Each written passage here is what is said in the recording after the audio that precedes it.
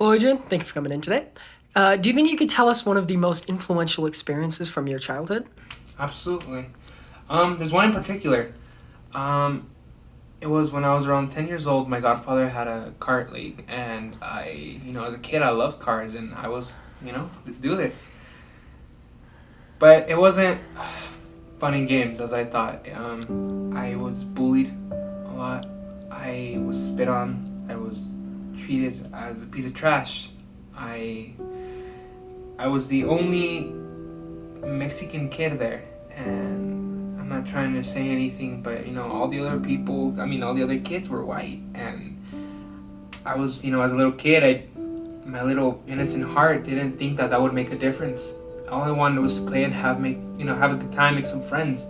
But it opened my eyes that for some reason being Mexican and my skin color being a little bit darker made a difference. And I believe that was one of the most painful but most revealing experiences I've had. Okay. Do you think you could elaborate a little bit? Like, what kind of things did you experience when you were in this karting league? So there was a few times actually where they did things to my car, and part of the being in the league was to learn how to work on them. So I didn't have a lot of help.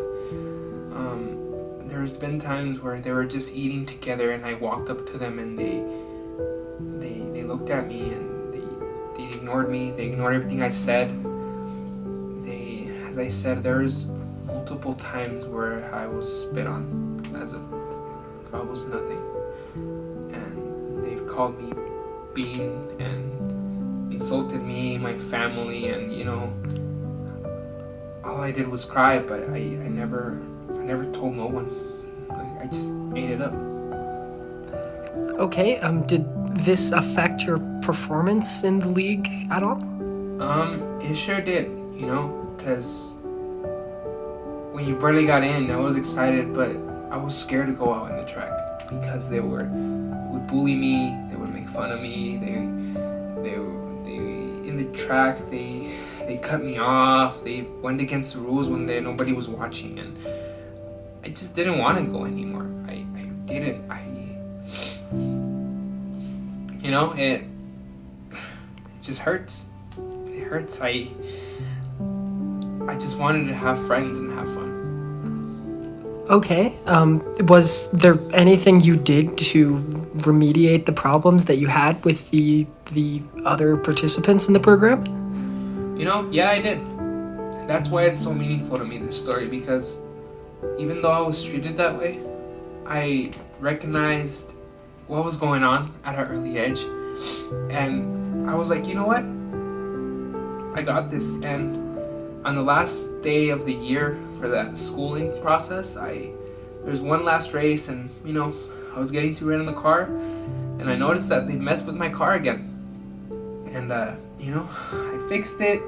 I got in my car, and when I was in the racing lane ready to go, I saw this him. He was the main bully. He was looking back at me, flipping me off, and saying things I can read his mouth.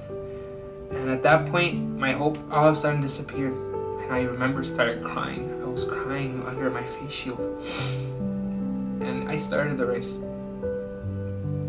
And I was not trying. I was in the back of the pack. And then in one of the corners, I saw my family.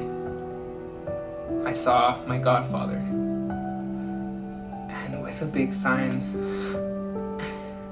that just said how much they loved me and they believed in me and that they were proud of me.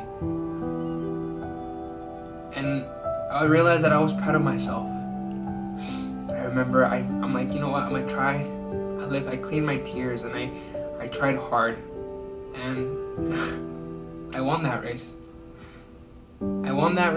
And by winning, not only did I prove myself, but I proved to myself that I'm better than what the stereotypes think. I'm better than what I think I was. And since that day, I've been working with everything I have to be who I am. I love cars. I still continue working on them. At a young age, I was able to get my associates in automotive transportation. I have my certificates in automotive repair, and I love them. And I'm still gonna continue working hard to prove who I am to everybody and myself, because that's what you do. You keep going. Wow.